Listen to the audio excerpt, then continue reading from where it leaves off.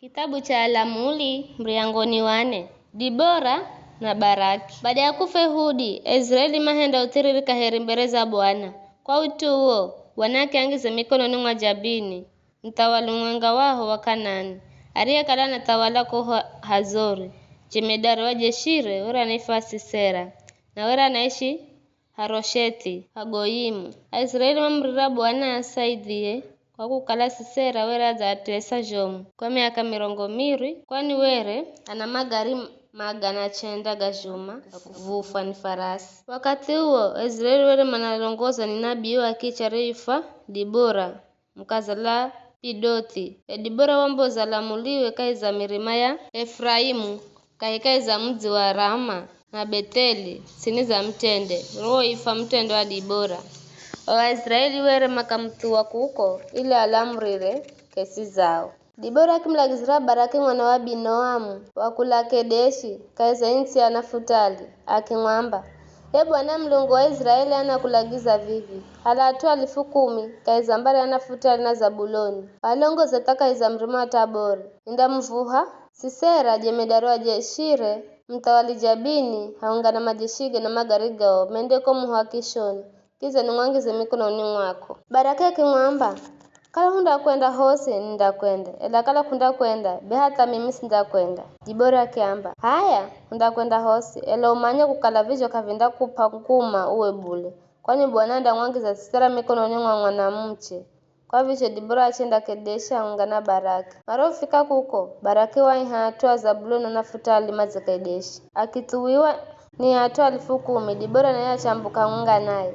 Wakati huo mkeni mwenga aifaye Eberi were wazitenga nao akeni angini, yani lokoloho babu mteza wa Musa na kikota hamare kanda za muhi mbomu koza na animu na Kedeshi. Atumaroho mwambira Sisera kukala Baraki mwana wa Binoamu wera zambuka kwa mrima wa Tabori. Sisera wakunzumanya gumagarige magana chenda na utosimero kalahunga naye kula Harosheti Hagoyimu hata kukomuho wa Kishoni. Gonya Dibora kimwamba Baraki, haenda hii ndio siku ambayo Bwana za mwangiza Sisera mikononi mwako, Bwana za kutangulia. Kwa visho Baraki akitaramuka huo mrima wa Tabori kuna natuwani hatua 10,000. Baraki arho kwasha kurituwara ujeshira Sisera Bwana mwangiza uoga Sisera na magarige gosi na shikareosi kwa utu wa mwisho wa Baraki. Bai Sisera akiriricharo garire akichimbira na magulu ela Baraki akabibirisa na goma gari gao muhaka Horosheti Hagoyimu na washikareosa Sisera kialaga kwa mushu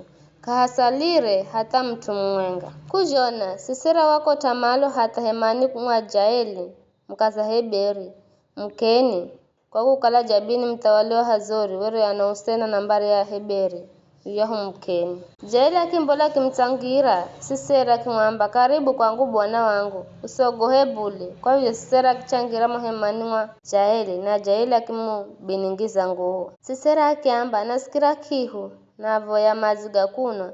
Jaeli akihala mfuko akingoro kala na mazia akimpa kinu konya akimbiningiza nguo kahiri. Sisera akimwamba imaho mlomo wa hema na mtu hiyo sakiza kuza mna mtu muno ng'ombe kamuna ila roho kala rero sinzizi wa kutoka Jaeli uhala nyundo na kigoda cha kukotera hema achenda porepore na achenda mkota Sisera hohehi na sikironi hata kikimbola vuma na kukidunga Sisera akifa. Lola Baraki akiza hata kwa Jaeli kwa anamtoa Sisera. Jaeli akimbola kwenda mdhana na akimwamba, nzo nikwanyeseye mtu mmalaye akimtoa na analola vivi Sisera azafa kuna na kigoda cha kukotera hema ukitwana.